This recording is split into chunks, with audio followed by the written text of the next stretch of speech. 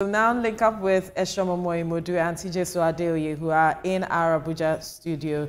Good morning, Tijesu. Good morning, Eshomomo. When last did you guys go to the hospital, and how long did you have to wait? Good morning, Veronica. Actually, I've been in sound health, so I've not had the reason to pay a visit to the hospital. Great. So thank God for that. Great. Amazing. But I've visited some people a couple of times. I don't know. It seemed quite normal to me, although it's been a while. I've not been there recently. Yeah. And really, the weather has been friendly to me. So also, I've not had any reason to visit the hospital. Oh, and great. then you decide to immune yourself from the hustle and bustle. So that you wouldn't have to see reasons to go to the hospital. I like that. All right, you can take it away now. Well. All right. All right, thank you. Now, good morning, everyone. And today, our focus is on Nigeria's 2025 education budget and the government's renewed push for a skill-based education system. Education remains a key driver of economic growth, yet Nigeria has faced persistent challenges in providing accessible, high-quality learning for its growing population. And the 2025 budget for the education sector has drawn both praise and criticism as it introduces a significant shift towards skills acquisition and vocational training. The federal government has allocated 3.5 trillion naira to the education sector in the 2025 budget. A significant portion of this funding is earmarked for advancing skill-based education, a system designed to equip students with practical skills needed for the workforce. However, stakeholders have raised concerns. Critics argue that while the focus on skills is commendable, the challenge lies in implementation. They also argue that the real issue is how the funds are utilized, and as many previous budgets fell short of their promises due to corruption, inadequate oversight, and lack of continuity in policy. The push for a skill-based education system comes at a time when unemployment rates remains high and industry reports a shortage of qualified workers. The 2025 budget reflects an ambitious plan to reshape Nigeria's education system. But the success of this initiative will depend on the government's ability to address challenges like infrastructure gaps, teachers training, and equitable access for rural communities. As Nigeria embarks on this new chapter in education reform, the spotlight remains on how effectively these resources are managed and implemented. For millions of Nigerian students, skill-based education could be the key to unlocking brighter futures. And to drive this conversation further and give it a broader perspective, we have us joining us live via Zoom, the Chairman, House Committee on Student Loan, Honorable Gboyega Isiaka. It's good to have you on the program, Honorable. Yeah, good morning, and also good to be here this morning. Oh, thank you very much. Thank you for joining us. Yeah. Well, let's jump straight into the business of the day. With plans to add skill-based education into the Nigerian curriculum of learning, what impact would this have on Nigeria's education system and also, the economy at large? Well, thank you very much. Definitely, it's going to have a whole lot of impact. Most of, we have quite a number of our people, of our graduates now, who seek for jobs, white-collar jobs, all around. And I think the whole essence of this is to be able to, create entrepreneurs out of, students leaving our schools. And it's also the age of paper qualification is also, going all over the world. We want to be able to produce students and, graduates, either of our, secondary schools or our, tertiary institutions, who on their own can stand on their own. There are a lot of skill sets all over the place. Like the Minister of Education says, when he was making this program, which we all know, there are a lot of jobs around us that we have to seek people from neighboring countries to come and do because the skill set of our people in those areas are not good enough. So and the government also felt that it is enough of paying lip service to this.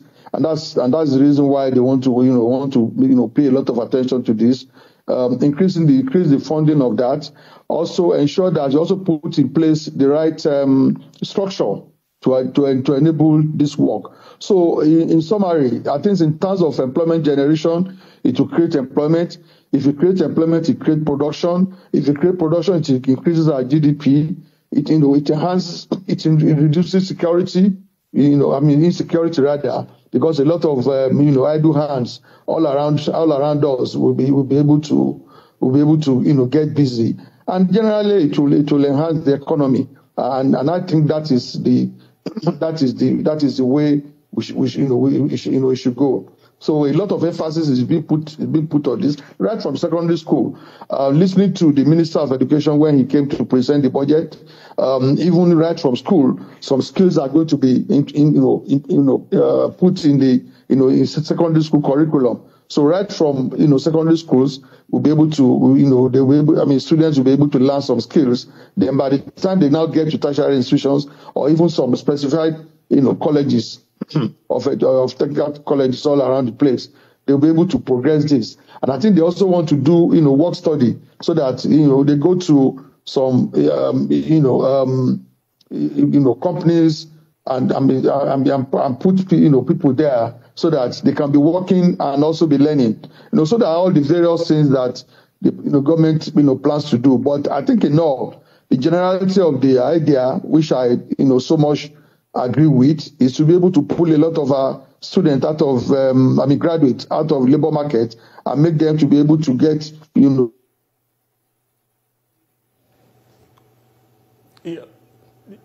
Yeah, Honorable. If you can hear me, I think it's a very commendable initiative talking about skilling up our youth. And also one aspect that's been of worry to many is implementation. I remember before now we had the 6334, which initiative then was at the part of the secondary school stage. Students were supposed to acquire some skills. How exactly would you encourage that this initiative be implemented, talking about the practical equipment being acquired for the various skills, so that it will not just be the book knowledge, but practical acquisition of the trading capacity? Like I said, from the totality of what was said, I think the area of practical knowledge is already being considered in some of these things that are being looked at. Apart from equipping the schools with the right equipment, which is provided for in the budget, which the Minister of Education clearly stated when he came to defend the budget.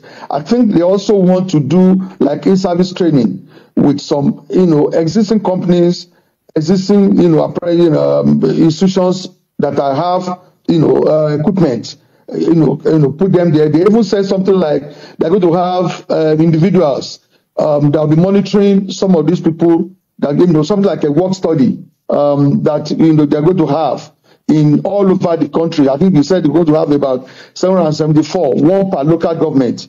People that will be monitoring, students and the students that they put in existing institutions that we have in the schools. So they intend to use both this, infrastructure in the schools and even existing, infrastructures with, carpenters, plumbers, and all of that we have. That have some space, some equipment already. So I think the idea of implementation is being very, very well looked into to ensure that this is not just practical, this is not just theoretical knowledge. To ensure that practical knowledge is also put into it. And I'm also aware that even the student loan law also allows for the NEL fund to also support students, students that are attached to the technical institutions, in terms of giving them facilities for them to be able to learn their trade, and also in terms of supporting them to buy equipment that they need at the end of the day. So government is trying to attack this, both from acquiring knowledge and also setting them up at the end of their training. So these are all the areas that are being looked at so that the mistakes of the past are not repeated. Talk about NEL Fund, which appears to be one of the success stories of the current administration. The scheme got the commendation of lawmakers during the budget defense session. But one concern that has been raised right now is the similarities it seems to share with TED Fund and the affairs that government may eventually have to scrap TED Fund. And can these two agencies operate simultaneously without any conflict of interest? No. There are no similarities at all. TED Fund looks at infrastructure in the institutions, building, road, and all of that, equipment, and all of that. That is what TED Fund finances.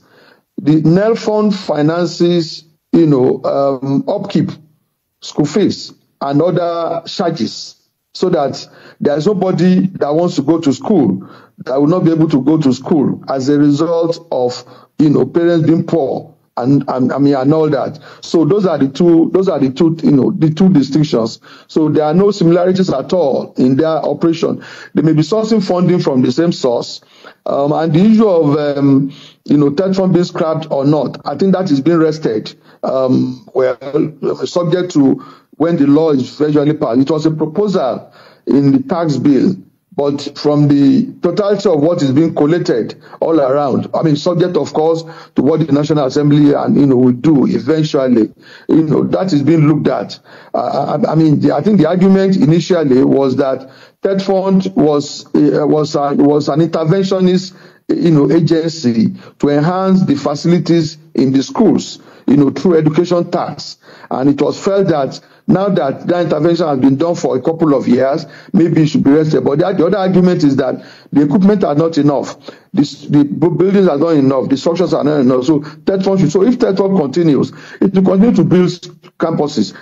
To build schools. It's going to build buildings. It will continue to construct, halls, laboratories, hostels, and all of that. While NEL Fund, the Nigerian Education Loan Fund, finances students so that they can have, stay in school. And that one is a loan. NEL Fund is a loan to be repaid back. TED Fund is an investment by government. So there are two distinct approaches to ensuring that education has a pride of place in the government. Have more to discuss on this subject, but we'll take a quick commercial break now. Don't go anywhere. We'll have more for you on the program. Stay with us. We'll be right back. Life is politics. In Nigeria, almost every part of our lives is... Good morning. Good morning. Why is your sun shining like this? Can't you see that Harmattan season is here? We need to protect our children from this dry weather. What about the invisible germs? Invisible germs? During Harmattan, it's not enough to only protect your skin. You also need protection from these invisible germs. To protect our families, we use Dettol. Harmattan season brings a lot of germs, but Dettol with Germ Defense gives protection from up to 100 illness-causing germs. Be Dettol sure. Doubt and fear doesn't occur at the canvas. It shows in the canvas. On Sunday,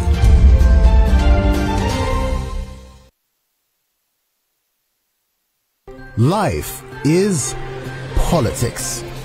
In Nigeria, almost every part of our lives is touched by the politics we play.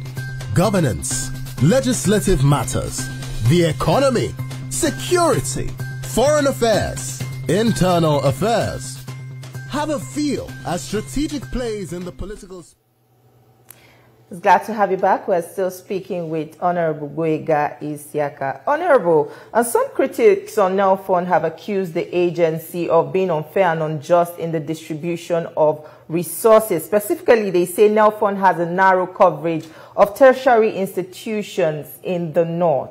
The question here is, how can this issue be resolved to ensure inclusion?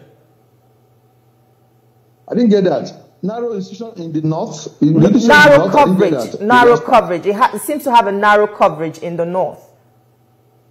In the north? Yes. Why? You see, it's actually the north that has been patronizing NELFON even a lot more than the southern part of the country. If my statistics is right, I'm sure that the disbursement by NELFON to the north is well in excess of 60%. Very well in excess of 60%. And the definition and the coverage is similar. All public institutions, either owned by federal or state government, public tertiary institutions rather. And therefore, it doesn't matter where you are, whether you're in the north or in the south, once you are public tertiary institutions and you're a student, you are entitled. I think that there must be something that is not correct, because what we have is actually that the project is being embraced more. I'm aware that in the north, in some states in the north, they even have a situation where officers, state government have appointed people that are going around, evangelizing, as it were, this program. So I'm not sure that is not correct. Definitely, the coverage, the embracement, the applicants are much more in the northern part of the country, which is very encouraging. It is in the north that maybe as a result of culture or belief, or maybe because of the support they seem to be getting from parents and all of that, it's not been as encouraging as in the north. So the coverage in the north is good. It's very good. It can be better. We have about 2.5 million students on the average in the tertiary institutions in the country now. The registration we have now is just somewhere around 500 that have applied for the loan. So there's still a lot of room. Of course, we're not saying that everybody should come and apply for loan. There are some people that can afford it on their own. So there's still a lot of room for improvement. And I know that NELFON as an institution is trying a lot on the sensitization. As I speak, they are doing sensitization in the east. They were in the north just last week. So that continues. So I think that that is going on. That is going on well. And I'm not so sure that coverage in the north is low, as is being alleged. Okay, Honorable, let's take a look at this other aspect. You said this is a loan that will be repaid, I think maybe from 2 years after graduation. But you also understand that we have this high level of unemployment. How feasible is it that somebody who has not gotten a job is required to pay back the loan? Are there ways that it could be extended and pressure will not be placed on these students that have graduated to pay back? There are two different things. The fact that we need to educate our youth is something we cannot run away from. And the fact that everybody that wants to, go to school must be able to go to school is also something that, that is important for our development. Therefore, on one hand, NELFON is to ensure that that is achieved. On the other hand, getting job is another thing. The whole idea of TVET, technical education and all of that, and the whole idea of investment in infrastructure and ensuring that we get our tariff right, we get our fiscal policy right, we get our monetary policy right to increase production, increase productivity, to also increase employment is another thing that on its own. So both of them has to be pursued. We cannot say now because there is no employment, but what the law has also said is that it is only when you get a job that you are going to pay back. The law says that 2 years after leaving school, you will not be pursued to come and pay. You can only start paying after 2 years, provided you get a job. If you've not gotten a job, then you can write to NELFON to let them know. And in any case, the issue of job and getting job, that has also been addressed on this other side that we know. So that we're talking about. So in my view, I think the law that set up NELFON has made provision for that. If you have not gotten a job, you only start paying back if you start getting a job. and and that is up to a maximum of 10% or so of your gross income, then you start paying back, and I'm sure that in some years to come, the level of employment that we are talking about too should also be able to go down, so that everybody that takes it, will be able to. In any case, it's also by ensuring that these children are well educated. That is when we can also begin to talk about increasing productivity, increasing our growth, economic growth, so that the employment can also be generated. So it's a catch-22 situation, and that is it. But I think that there's already inbuilt, structures in the law to ensure that he who has not gotten a job is not asked to come and start paying before he got a job. Well, Honorable, some students have actually complained that the process for applying for this student loan is quite tough, and this has, put a limitation, especially on students from poor background. How is this being looked at to ensure that this loan, those that actually need it, get access to it? Well, we've said it a couple of times, is all you need in order for you to apply is your phone. You don't even need, as it is now, any personal interaction. And all the schools have already uploaded the students' data. So it is for the students to pick up their phone, and it is the age. When we started this program, I have to get into turn it right, turn it left, and all of that, because the age that, but for a younger person, it is the age of IT, it is the age of technology, and this thing is in their hand. So I do not expect that any student of tertiary institution will find it difficult. The worst that can happen is that there is no network or there is poor network. But by the right time you can get into it for you to get network, or even if you need to go to the next village in order for you to get network. I doubt if there is any place now where we.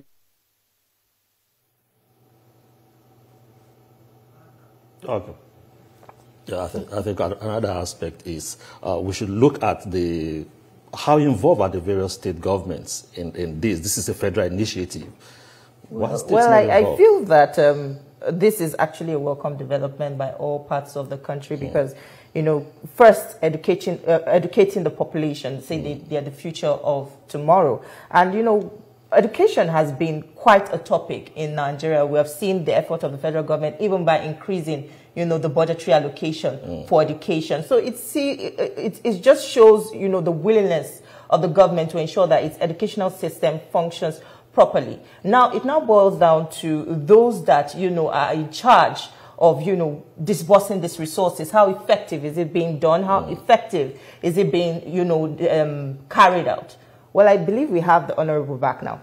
So, Honorable, I don't know if you can continue your thoughts. Okay, the line went off? Yes. Oh, okay, at what point? I'm sorry. All right, let's just move ahead. And despite the prospect of... Because I can't really remember where, at what point it went, so that I know what to say. All right, let's just move ahead. Despite the prospect NELFON has, we saw in the 2025 budget that their budgetary allocation dropped by about 50%. How are lawmakers protecting these kinds of institutions to ensure that they are not deprived of, the purpose for which they were created is not even defeated? That is the budgetary allocation of NELFON? Yes, please. You see, budgetary allocation of NELFON. No, it's not a drop. In last year, NELFON was created last year. Are you getting my point? Yeah. The law was signed in April. It was inaugurated in July. So this is actually the first year of NELFON in the budget, in the national budget. All the funding that happened last year, happened, by way of, the president asking EFCC to release some funds for them, and all that. But the main thing is that The funding comes from 1% of the revenue that goes through FIRS. So that is still there. And then there are other allocations, allocations that come from the TED fund, and another one comes from, directly from the budget. What we have in the budget today is a 50 billion naira allocation. But the one that comes from TED fund and the one that comes from FIRS, all those ones are still inbuilt, because those ones have already been built into the budget of those agencies, and they will come. So there is no challenge of funding to NEL fund as we stand today. There's no challenge of funding. The projections of what they need is being made, and then how it's going to be sourced is also being made. I think the president has been quite good to NEL fund. In terms of funding. So I do not see any budgetary drop. Like I said, this is the first real budget year for NEL fund, and the sources of funding has already been identified. So there are no fears at all. It's just for the students that really want to be part of it, to come and be part of it by going through the process that needs to be gone through. I don't know if I'm still on, or maybe the line has gone off again. No, we can still hear you perfect. Now, Honorable, let's look at this aspect. We can never have enough money to fund education, especially talking about this NEL fund. What also do you think the subnational government, the various states can also do? What role can they play so that those that are not covered by the federal government, the state government can also play a role in ensuring that education is funded? Well, as it is now, all the, in terms of general funding or total of student loan funding, the student loan funding is handled by the federal government. What other collaborative role are the states playing in this aspect of ensuring that their various students have enough funding to go through the system so that at the end of the day they become very productive? It's actually being funded by the federation. It's actually being funded by the federation. Any funding that comes, there are federal government funding, there are federation funding. So the funding coming from TED fund, for instance, is a funding from the federation. It's a education tax. So indirectly, the states are already part of it, are already part of the funding.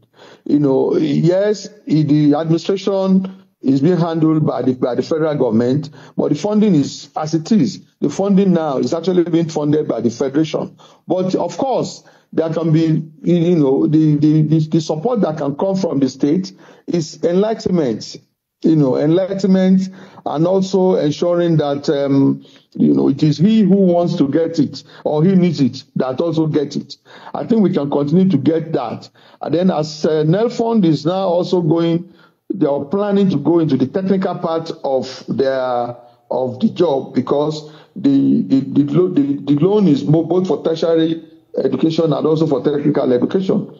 And they are going to go into it. I think a lot of partnership will need to be worked out between the states and the federal, because it is those that on ground that actually knows the right schools and the right structures to put in place to ensure that it is those that needs it that gets it at the level of technical education. So, and a lot of collaboration is already being done. At the funding, I've already talked that. Even at the level of sensitization, and all that, the states are doing, particularly, a lot of the states, some states still need to do a lot more in terms of that. But a lot of the states are already doing quite a number of sensitization to ensure that they get into it. So I think for now, I would say that the states are not doing badly in terms of working together, but I think more will still need to be done in the area of technical education